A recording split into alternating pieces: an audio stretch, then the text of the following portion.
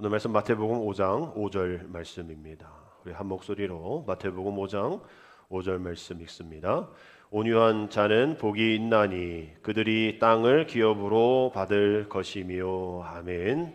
할렐루야. 오늘은 어버이 주일입니다. 우리 어버이 주일은 그동안 흔들림 없이 믿음으로 또 그 자리를 굳건히 잘 지키신 우리 믿음의 어머니 아버지들을 또 축복하며 감사하며 우리도 그렇게 믿음을 따라가겠습니다. 고백하며 또 존경하며 또 사랑하는 그런 마음을 가지고 함께 예배드리는 어버이 주일입니다. 우리 한국교회에 잘 정착되어진 주일 중에 하나인 것이죠.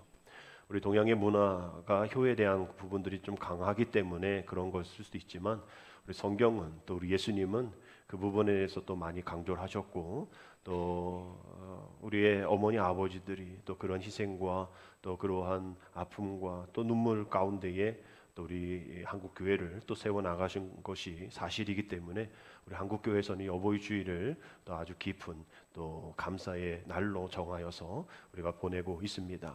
단순히 뭐 부모 경공을 이렇게 저런 거다 이렇게 나열하는 것이 아니라 그것이 우리의 지식에서 끝나는 것이 아니라 어떻게 하면 그렇게 부모 경공을 할 수 있을까, 또 그렇게 살아갈 수 있을까를 실천하면서 또 우리가 더 부모님 마음 헤아릴 수 있는 또 그 부모님의 그 필요를 또 채워줄 수 있는 우리가 되어야겠다라는 다짐하는 시간이죠.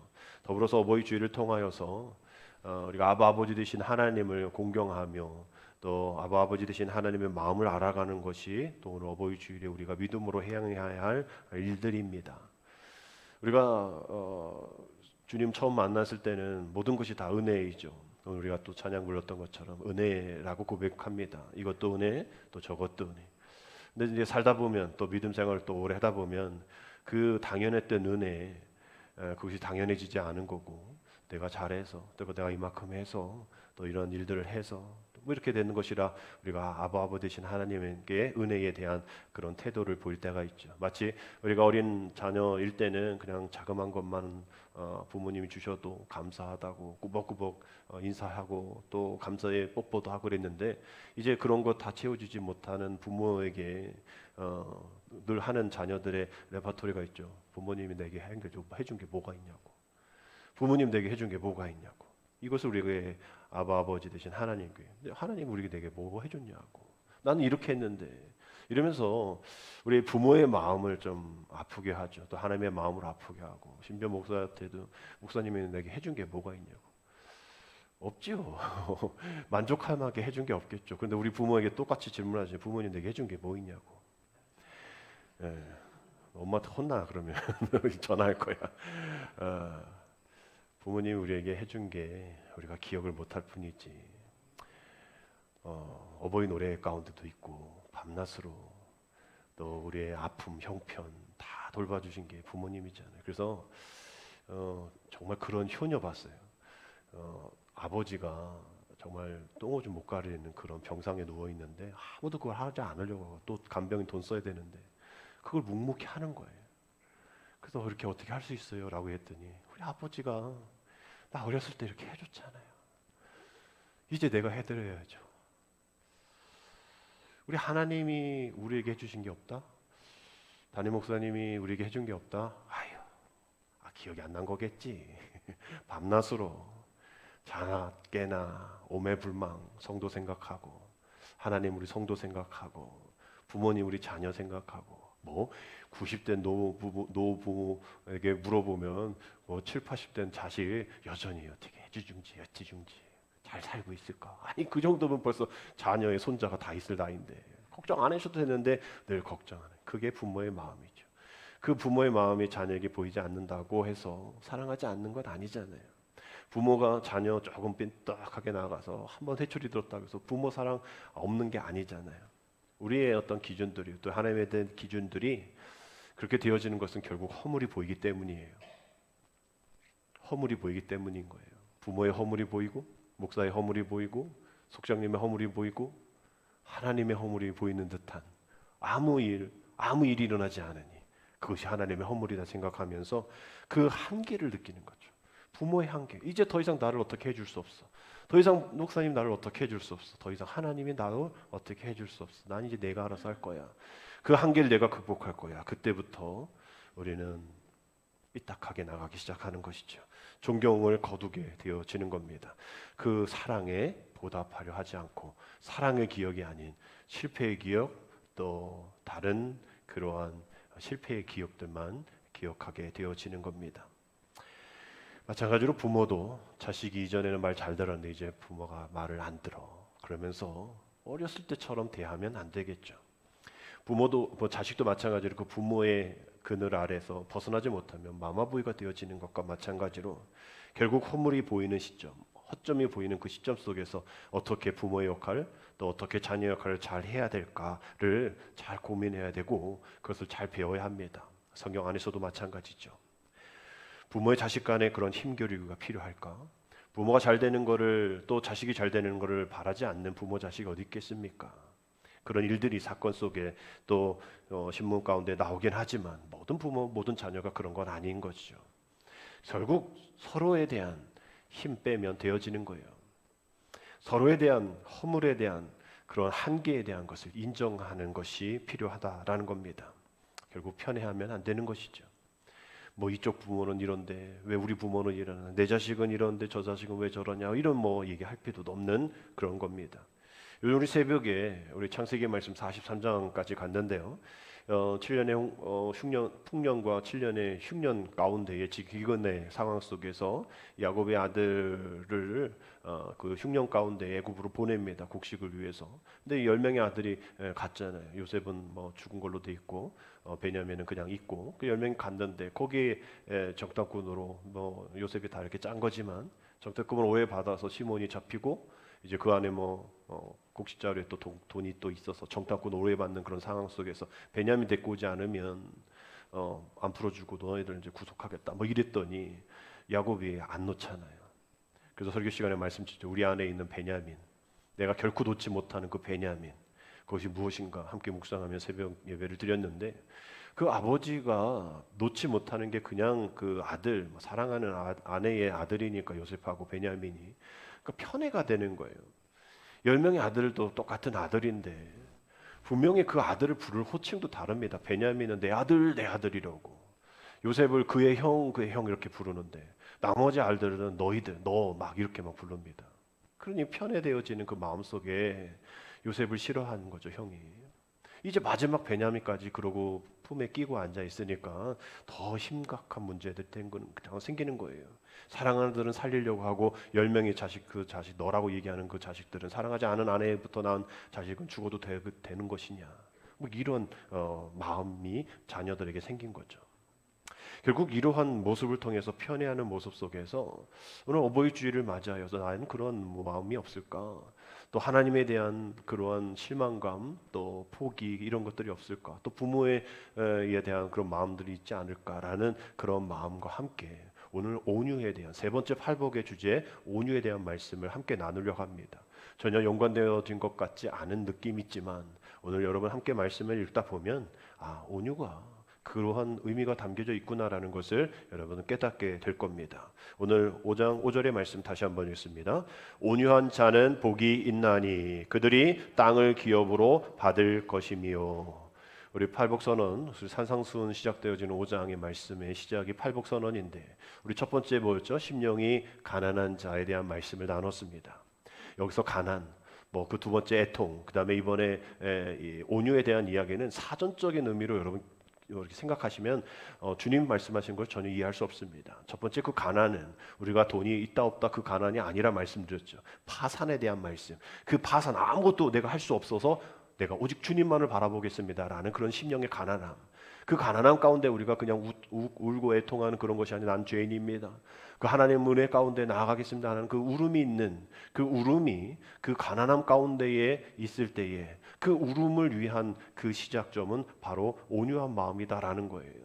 그래서 그 온유한 마음을 가지고 우리가 나아갈 때에 이 온유가 사전적인 의미로 사람의 표정이나 성질이 온화하고 부드러움을 우리가 이미 오래전부터 익숙하게 알고 있는 그러한 말이기 때문에 주님이 말씀하신 이 온유도 마찬가지로 그냥 순하고 착하고 친절하고 화를 잘 안 내는 그런 사람이 온유한 사람이라고 우리는 이미 세팅되어 있는 그 패러다임이 있기에 주님이 말씀하신 그 온유도 이런 것이다라고 생각하면 심령이 가난한 그 가난에 대한 얘기를 똑같이 하게 될 수밖에 없는 겁니다.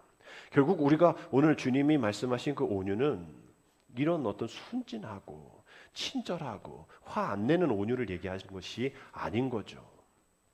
예수님께서 말씀하신 온유는 부드럽지만 착하지만 어딘가 유약해 보이는 그런 타고난 어떤 성격을 얘기하시고자 하시는 것이 아니라 강한 것을 부드럽게 하고 또 견딜 수 없는 것을 견디게 하게 하는 그런 것을 견디며 이겨내는 그 사람을 온유한 사람이다라고 얘기하고 계시는 것이죠. 우리가 이 팔복에 나온 모든 이 단어들과 갈라디아서 5장에 나온 이 성령의 9가지 열매, 오늘 온유에도 그 성령의 9가지 열매가 있는데요. 주님의 성품이다 말씀을 드렸죠. 우리가 주님을 만나보지 못해서 주님이 어떤 분이신지 우리가 그릴 수는 없지만 주님이 이런 분이실 것이다 라는 것을 우리가 짐작할 수 있는 것이 이 팔복과 갈라디아서 5장의 성령의 9가지 열매라고 말씀을 드렸어요. 이 온유도 바로 예수님의 성품입니다. 예수님의 성품, 예수님의 그 온유하심, 그 온유의 성품이 육화되어서 예수님을 믿는 나를 통해 드러나기를 원하시는 주님의 마음이 이 온유라는 것이죠. 오늘 우리의 제목에 온유, 프라우스라고 적었습니다. 온유의 단어가 헬라어로 프라우스인데 이 단어는 세 가지의 의미가 있는데요. 우리 첫 번째 의미는 우리가 이전에 코로나 걸렸을 때에 가장 많은 증상이 고열이었죠. 이제 뭐 심각 단계에서 경계 수준으로 이제 바꿔서 이제 코로나도 독감처럼 나갈 것 같은 질병관리청에서 뭐 그렇게 얘기했다고 하는데요. 우리가 그 코로나로 지금 또 계속 겪고 있는 분들이 계실 겁니다. 그러면 열이 많이 나죠. 저도 뭐 39도, 막 40도 나니까 막 푹 가라앉아서 땅이 나를 잡아끄는 듯한. 뭐 열이 계속 나니까 뭐 움직이지도 못하고요. 막 근육도 아프고 막 그랬던 것을 여러분 경험하셨을 겁니다. 고열 가운데 우리 자녀들 정말 위험하잖아요. 그러니까 뭐 다 베끼기도 하고 물도 뿌리기도 하고 적시기도 하고 그런데도 안 떨어져요. 근데 해열제도 먹고 병원도 가고 막 이랬더니 36.5로 탁 떨어진단 말이에요. 그랬을 때 프리우스라고 얘기를 합니다. 그것이 이제 조절되었다라는 거죠. 이 열이 너무나 이게 나갔다가 이제 정상으로 돌아왔다. 라는 것을 브루스라고 얘기를 하는 겁니다. 두 번째는 우리가 이제 산불을 났을 때 위험한 것이 그냥 불나면 끝이 아니라 그게 바람 때문에 정말 이렇게 우리 강원도 산불이 더 커졌지 않았습니까? 그래서 이 강풍이 막 불었을 때에 이 강풍이 잔잔해지는 거, 해상이든 육상이든 이 바람이 잔잔해질 때 프라우스라고 얘기를 합니다. 세 번째는 동물에 대한 이야기인데요. 뭐 야생에서 잡아온 애를 동물원이든 자기 집에 이렇게 애완용으로 키울 때에 그 야생의 모습이 있단 말이에요. 우리 강아지도 마찬가지죠. 근데 그 야생의 모습으로 살아가기가 어렵잖아요. 또 상처를 입히잖아요. 우리 자녀 해야 하잖아요. 그러니 그 야생의 모습으로는 안 되죠. 그래서 계속 훈련시킵니다. 그래서 결국은 야생의 모습을 벗어버리고 이제 온순해지는 것을 프라우스라고 얘기해요. 결국 이 세 가지의 프라우스의 의미는 힘이 조절되었다라고 얘기하는 겁니다. 참을 수 있는 힘이, 조절할 수 있는 힘이, 다스려질 수 있는 힘이 생겼다라는 거죠. 그것이 온유라는 거예요. 그래서 앞서 말씀드린 것처럼 힘이 조절되어지는 은혜, 힘이 조절되어지는 이 사전적인 의미가 아니라 정말 이 아까 말한 부모의 편애가 있을 수 있는 것도 조절하고 똑같은 자녀로 사랑하고 부모도 실패할 수 있고 또 목사님도 화낼 수 있고 또 우리 숙장님도 실수할 수 있고 우리 모든 자녀들도 이렇게 저렇게 실패할 수 있다는 것을 인정하면서 또 그것이 나도 그랬지, 나도 처음엔 그랬지 라면서 힘을 조절하고 또 그것에 있어서 다스려질 수 있는 그러한 힘이 있는 사람을 온유한 자다라고 이야기하는 것이 성경적인 단어 해석이라는 거예요. 그래서 주님께서 말씀하시잖아요. 이 잠언서 말씀처럼 4장 27절 우리 함께 있습니다. 좌로나 우로나 치우치지 말고 내 발을 악에서 떠나게 하라. 이것이 바로 온유라는 겁니다. 프라우스. 좌로나 우로나 치우치지 말아라. 내 아래 발 아래서 악을 행하지 말아라 라고 말씀하시는 겁니다. 결국 우리는 하나님께 모든 것을 맡겨드리는 것, 리자네이션, 사퇴, 포기라고 이야기하는 것이죠. 결국은 우리가 뭐 배알이 없어서 포기하냐? 아니라 우리가 이것은 믿음이죠. 내가 이해하지 못해도, 내가 원하지 않아도, 내가 하나님의 뜻이라면 그것을 내가 묵묵히 따라가겠습니다. 내 힘만, 뭐 야생마 같은 그런 뭐 강풍과 같은 그런 또 뭐 열내고 화내고라는 그러한 내 모든 것을 다 내려놓고 잠잠하게 프라우스 조절하겠습니다 라고 말씀하면서 하시는 이가 주님이시니 주님 보시기에 좋을 대로 하겠습니다 라면서 순종하는 것이 이 온유의 마음이라는 것이죠. 여러분이 이 온유의 마음은 우리 가운데만 있기를 원치 않으십니다. 이 마음이 계속 그 다음의 마음으로 퍼져나가길 원하시는 거죠. 그 다음의 마음은 아나브라는 겸손입니다. 이 겸손이 낮아진, 가난한, 억압받은, 짓눌린 애통함. 지난주에 애통의 말씀 봤죠? 이것이 겸손이고 이것이 온유이고 이것이 애통을 채울 수 있는 그러한 마음의 상태입니다. 영적인 겸손을 얘기하는 것이죠. 마태복음 21장 5절의 말씀처럼 시온 딸에게 이르기를 내 왕이 내게 임하나니 그는 뭐 하시며 겸손하시며, 그래서 나귀의 몽에 매는 짐승의 새끼를 탔다라고 말씀하실 정도의 그 겸손함이 온유합니다. 프라우스다라고 이야기를 하는 겁니다. 결국 복이 있다, 행복하여라 너희들이뇨 이러면서 이제 팔복을 얘기하실 때 행복하여라, 복이 있는 자들, 어떤 자들? 온유한 자들은 행복하다라고 말씀을 하고 있는 겁니다. 지금 뭐 착하게 태어나고 온유한 성품으로서가 아니라 그렇게 주님을 만나고 주님을 내 안에 모셔서 힘이 조절되어져 있는 너희는 행복한 사람들임을 기억해야 해. 복 있는 사람임을 기억해야 해. 하나님 앞에서 내가 어떻게 처신해야 될지를, 조절해야 될지를 알아야 해 라고 이야기하는 거예요. 우리 부모에게 얘기했듯이 하나님께 하나님 어떻게 나에게 이런 대우하십니까? 내가 그만큼 했잖아요 라면서 그런 사람에게 하는 태도로 우리가 하나님 앞에 이렇게 고백하고 불평하고 불만을 가질 때가 있다라는 거죠. 우리 수요일에 욥에 대한 말씀을 함께 보고 있는데요, 마찬가지인 거예요. 내가 뭐 전혀 생각하지도 않고 기대하지도 않았고 원하지도 않았고 내가 그렇게 뭘 잘못했냐, 자식들을 위해서 매일같이 제사 드리는 그런 아버의 마음, 그런 마음까지도 시험하시는 하나님이시니까 우리가 그거에 대해서 뭐라 할 것이 아니라는 것이죠. 우리 하나님의 테스트에 우리가 잘 패스하면 되어지는 거예요. 세상에서는 그 모든 거 테스트하지 않고 어떻게 뽑습니까? 사람 어떻게 뽑혀요? 그거 테스트 넘기려고 공부도 하고 체력도 기르기도 하고 그 자격 조건에 맞추기도 하면 애쓰는데 그거 조건 하나도 맞추지 않고서 어떻게 입사하고 어떻게 그 합격을 합니까? 그런 사람 세상에서는 멍청하다 얘기하면서 우리는 성도로서 주님의 그 테스트에 합격하지 못하고 어떻게 성도라고 얘기하며 그 테스트 내게 없애달라고 얘기하면서 어떻게 그 믿음의 고난의 그 길을, 광야의 길을 어떻게 걸어가려고 한다는 말입니까? 결국 우리가 주님 앞에 이 온유의 마음, 조절할 수 있는 마음이 없기에 또 모자르기에 겪게 되어지는 많은 어려움이 있죠. 제가 다녔던 미국 플러신학교 총장인 리처드 마운 목사님이 무례한 기독교라는 책에서 온유는 그리스도인이 잃어버린 소중한 성품 중 하나다라고 얘기를 하셨어요. 남을 존중하고 좀 더 온유한 사람이 되는 것이 하나님의 뜻에 합당한 길이다라고 이야기하셨습니다. 자신의 앞에 자신의 부족함을 겸손하게 인정하는 마음인 것이죠. 비겁한 것도 아니고 뭐 자신과 결여하는 것도 아닙니다. 그저 인간적인 어떤 친절한 그런 마음이 아니에요.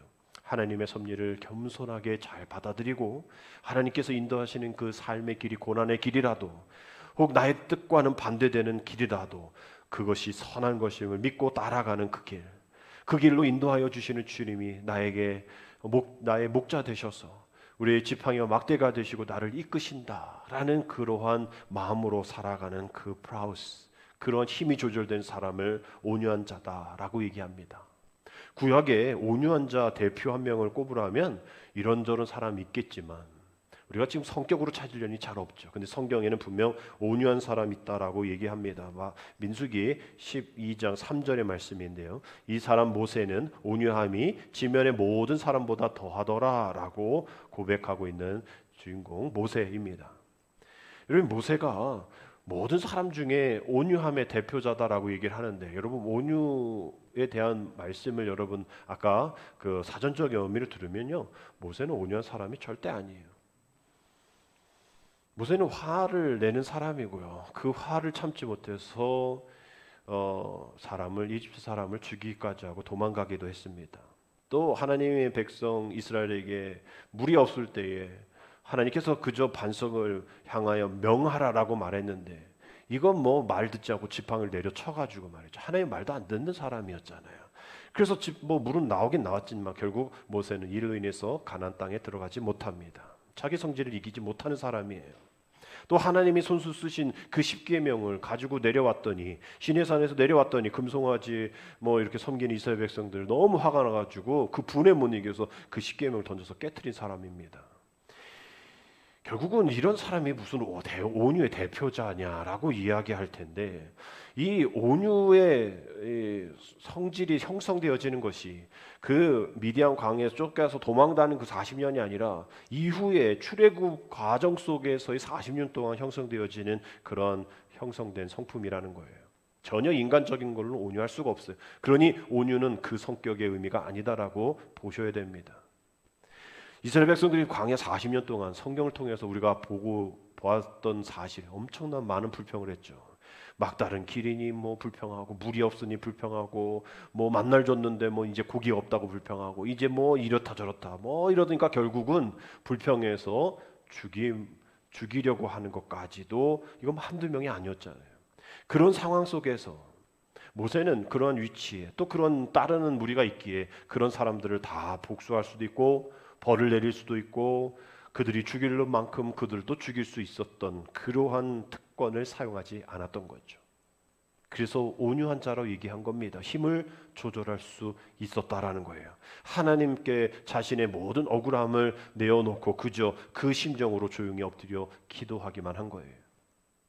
사람들은 얘기하죠. 왜 기도만 하냐고, 왜 아무것도 안 하냐고, 변명이라도 좀 하라고. 누군가는 얘기하죠. 그 사람들 죽이기라도 하라고. 그런데도 그거 힘 조절했습니다. 플러스 온유한 사람이기에 그저 기도한 거예요. 아무것도 하지 않는다고 손가락질하는 그런 상황 속에서 억울하지만 그래도 기도한 겁니다. 여러분 그 태도가 세상 사람들 중에 가장 온유한 자다라고 성경이 기록한 이유인 거예요. 전혀 인간적인 온유함은 없는 사람입니다.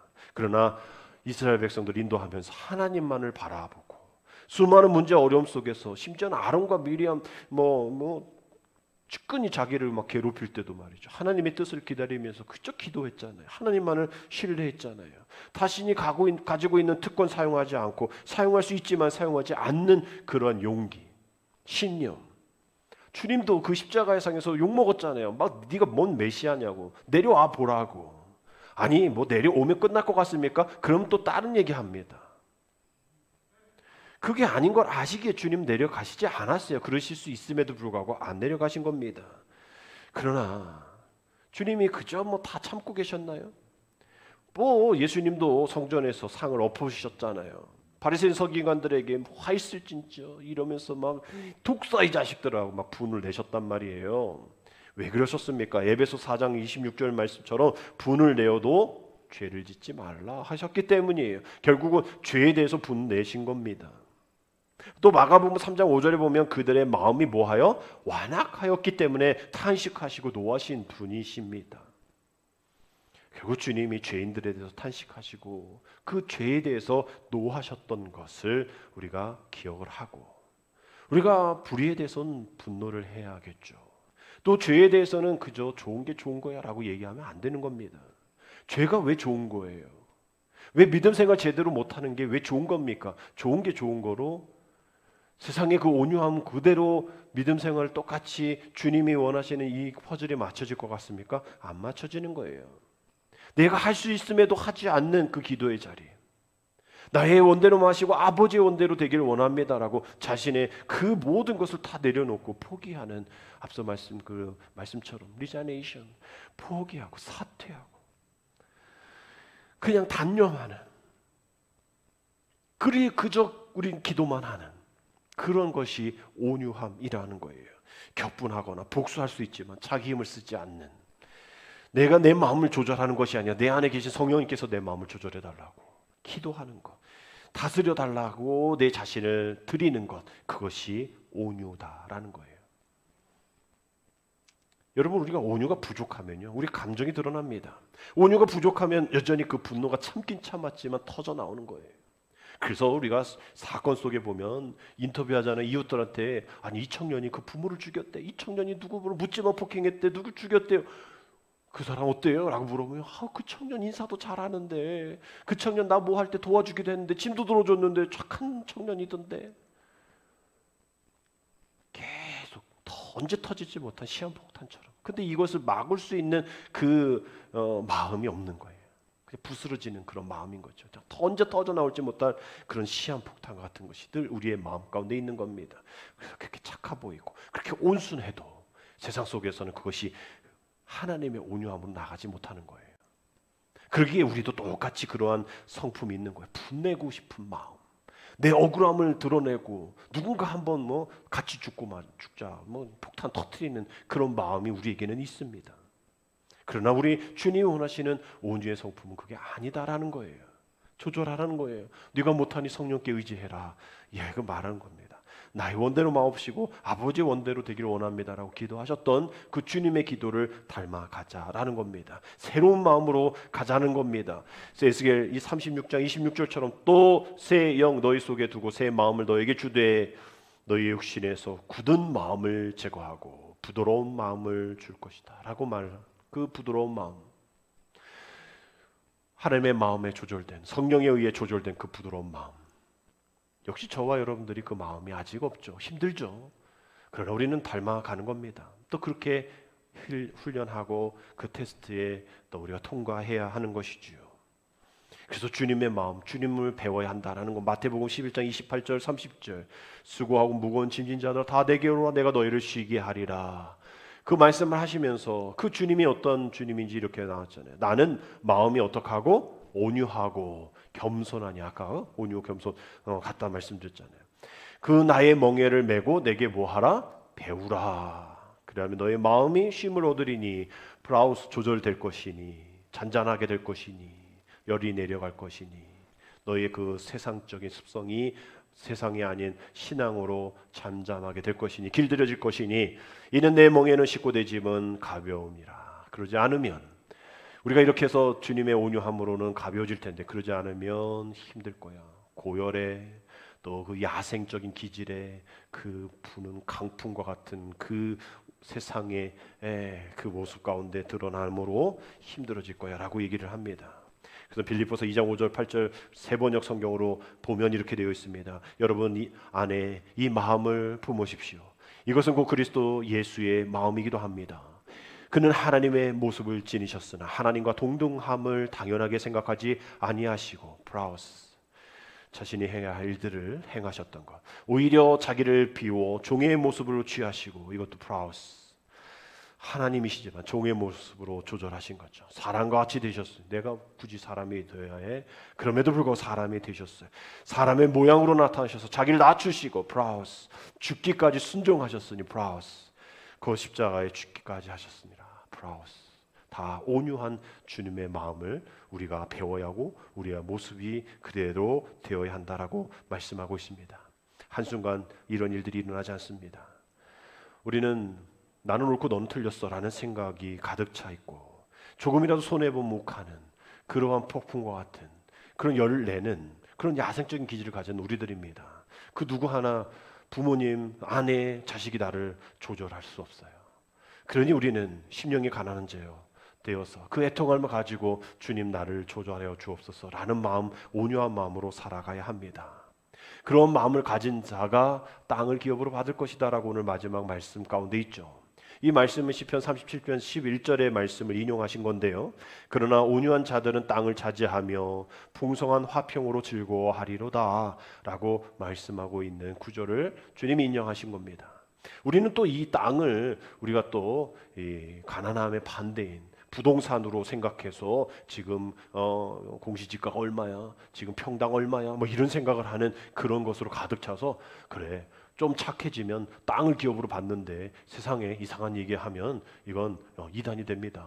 그런 얘기하는 게 아니라는 것을 여러분 기억하시고 이 땅은 무엇을 소망하는 것이냐? 그 전에 말씀 9절에 진실로 악을 행하는 자들은 끊어질 것이나 여호와를 소망하는 자들은 땅을 차지하리로다.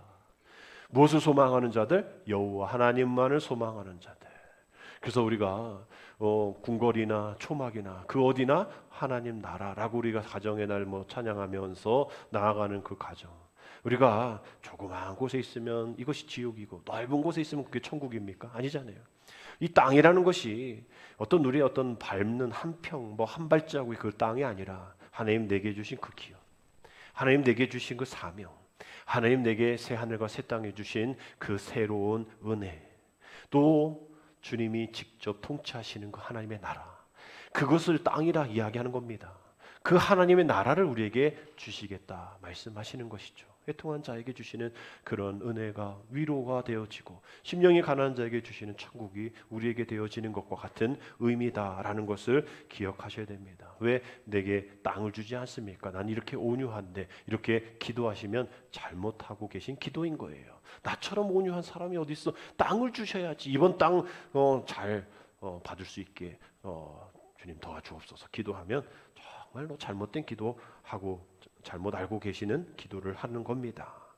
결국 우리 주님이 이러한 땅, 하나님 나라의 기업, 또 하나님이 원하시는 그러한 순종의 길, 또 어쩌면 순교의 길, 그 길을 가는 그 땅, 그 사명, 그 소명을 가진 자, 하나님만을 바라보는 소망의 사람. 그 소망이라는 것은 두 개죠. 기대하고 기도하는 것. 그것을 기대하면서 기도하는 사람에게 주시는 하나님의 은혜는 바로 온유한 자, 힘을 조절할 수 있는 브라우스의 사람이다라고 말씀하는 것이 오늘의 삶입니다.